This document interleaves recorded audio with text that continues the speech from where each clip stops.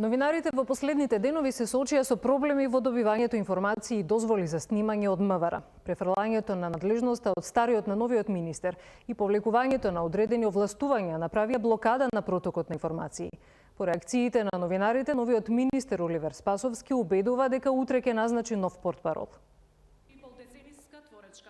Новинарите ќе добиваат информација од полицискиот сектор ако за било кое прашање добијат одобрување од секторот за односи со јавност на МВР. Барањето треба да се поднесе електронски или писмено и кога се одговори позитивно. Тогаш портпаролите на секторите за внатрешни работи може да даваат информации преку изјави телефонски или непосредно. Информациите доаѓаат со еден ден за доснување преку соопштение. Проблемот се појави поменувањето на системот на управување во МВР со доаѓањето на новиот министер за внатрешни работи и двојното потпишување на некои одобрување од страна на луѓето на новиот министер и на раководителите кои претходно се назначени.